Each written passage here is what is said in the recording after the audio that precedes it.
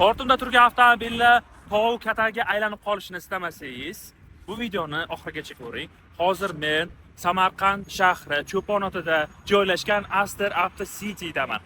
Aster Auto City Samarqand bu nima?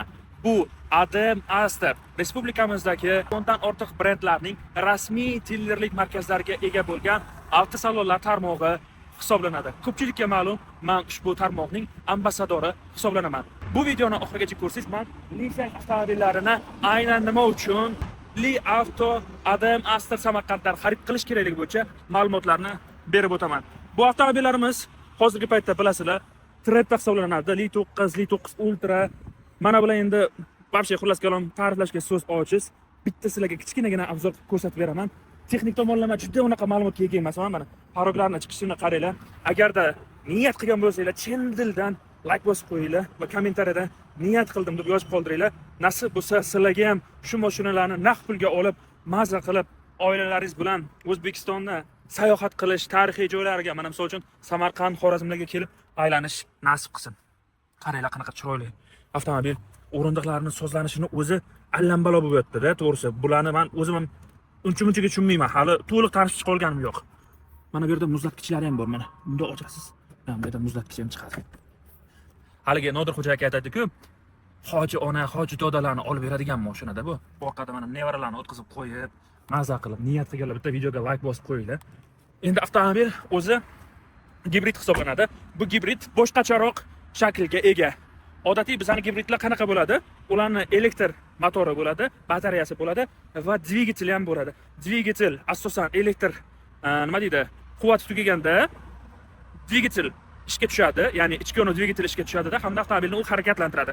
Bu farqli ravishda elektr motordagi elektr quvvati tugaydigan bo'lsa, ichki yo'nli dvigatel ishga tushadi va u generator vazifasini bajarib, batareyani quvvatlantiradi. Tushuntirib oldimmi? Buni ichki dvigateli avtomobilni ballonlariga ulanmagan. Kamida 95 benzinga yuradi bu jonivor. 95 dan pastini qo'yib bo'lmaydi. Benzinga juda nozik. Juda nozik. Lekin hozirgi paytda eng qimmat inomarkalarini sotib olayotgan boylarni trenddagi avtomobili. Li 9 Ultrasi, Li 9 6si, 7si bor. Xo'p, endi eng qiziq tomoni, hozirgi paytda bu avtomobillarni siz Samarqand shahri Cho'ponotida joylashgan Aster Auto City Samarqanddagi Li Samarqand rasmiy dilerlik markazidan xarid qilishingiz mumkin. Nimaga bundan xarid qilishingiz kerak? Ko'chada, OLXda istalgan avtosalondan, to'g'riroq Xitoydan avtomobil olib keladiganlardan bu avtomobillarni topib xarid qilish imkoniyatingiz bor-ku. Bularga nima uchun xarid qilishingiz kerakligini tushuntirib o'tib ketaman. Qarang. Birinchi navbatda bular to'g'ridan-to'g'ri avtomobillar O'zbekistonga rasmiy distributor orqali kirib keladi, ya'ni zavoddan to'g'ridan-to'g'ri. Qolganlar asosan o'sha Xitoyga borib, avtomobillarni avtosalonlardan xarid qilib O'zbekistonga import qilishadi. Bu yerda 2-3 ta qo'l almashib ketadi.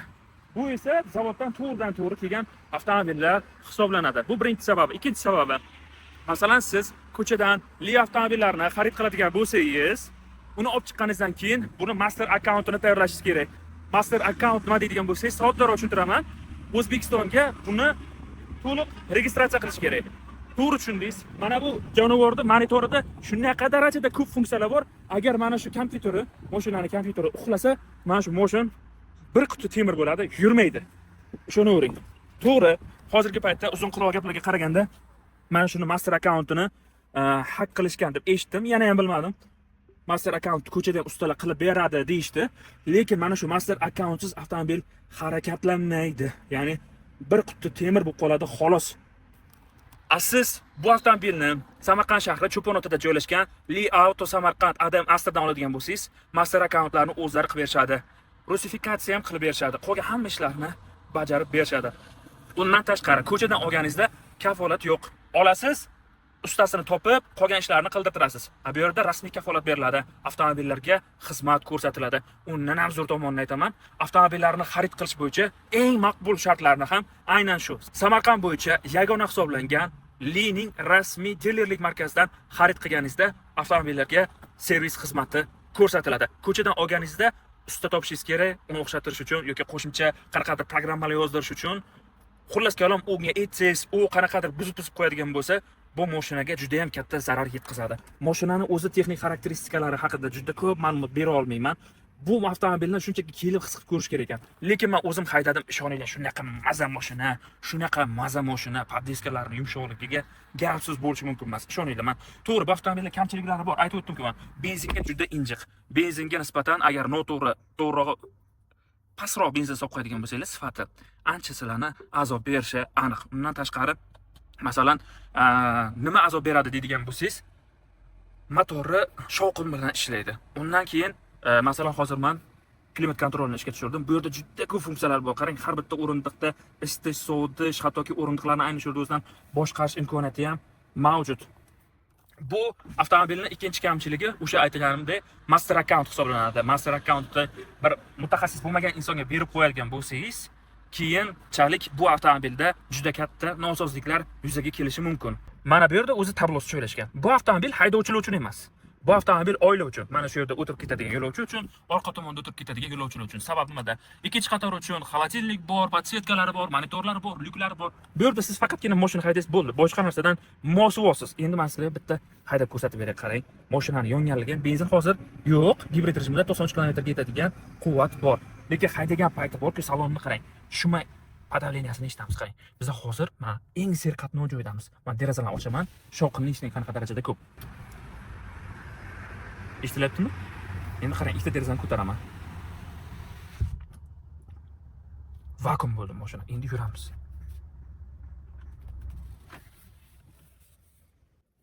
Yurishlariga borku, ishoning, shunaqa maza qilasiz haydaganda. Razgon olishlariga mana vam ketdi. Head-up displaylari ham bor. Umuman olganda, ishoning, oilaviy haydaganda ham haqiqatan trendda bo'lishga arziydigan mashina bu. Men hozir uni texnologik funksiyalariga to'xtalib o'tadigan bo'lsam, videolarimiz juda ham cho'zilib ketadi, lekin bu mashinani ishoning puliga arziydi haydashga. Juda ko'p blogerlar bularni obzor qilgan, xarakteristikalari haqida gapirgan, ma'lumotlar berib o'tgan, lekin men nimaga Li Avto Samarqanddan xarid qilishingiz kerakligi bo'yicha ma'lumot aytib o'tib ketmoqchiman. Chunki ko'chadan olganingizda xavf ko'p avtomobil bilan bog'liq bo'lgan. Servis tomonlama, master account tomonlama yoki da bo'lmasa o'sha qo'shimcha nima deydi, programmalar yozish kerak bo'ladigan bo'lsa, bularning ustalarini topish hozircha anchagina qiyin-da. Rasmiy dilerlik markazida oladigan bo'lsangiz, sizga ko'pgina yengilliklar taqdim etiladi. Va oldida ishoning, men bularda hozir qanaqa mashinalar, qayerga harakatlanayotgan mana. Ko'ryapsizmi? Yana ikki chetimda ham li turibdi, shuni ham ko'rsatyapti. Xullas kalom, mashina bir so'z bilan ta'riflaganda, so'rayotganda kayf. Ishonavering. Endi o'zbekchasiga lazzat. Kameralar ishlashini qarang. Niyat, to'g'risini ayting mana. To'g'risini ayting. Yoqdimi yo'q? Kommentariyada yozing. Yoqdimi yo'qmi? Lyubo odam ko'chada ketayotgan paytingizda qaratadigan mashina. Men buni qarzga oling, bo'lib berishga oling demayman. Naqdga oling. Ilohim sizga naqdga olishga nasib qilsin. Bu avtomobilni xarid qilish bo'yicha Li Adam Aster Samarqand avtosalonida juda zo'r imkoniyatlar bor. Ko'chadan bu imkoniyatlarni aniq topa olmaysiz. Video hozir yetarlicha bo'ldi. Keyingi videoda men bu avtomobilni xarid qilish bo'yicha batafsil ma'lumotlarni berib o'taman. Hisob grafiklari hammasi haqida nuqta virgulgacha chegirmalari ham bor ekan, aytib o'taman. Shuning uchun videoga bitta like bosib qo'ying, kanalimga obuna bo'ling, videoni yaqinlarga ulash yodingizdan chiqmasin. Keyingi videolarda ko'rishguncha hammaga salomatlik tilayman. Samarqand shahri Cho'ponotda joylashgan Aster Auto City'ning manzilini sizga tushuntirib o'tib ketaman. Motorit Krugdan Toshkentga chiqib ketishda, Qarshiga chiqib ketish yo'lida joylashgan. Shundoqqina trassada chap qo'lingizda Toshkentga ketuvchilar, Toshkentdan keluvchilar o'ng qo'lingizda kartaga yossanglar chiqadi. Hammaga salomatlik tilayman, sog' bo'linglar, charchamanglar.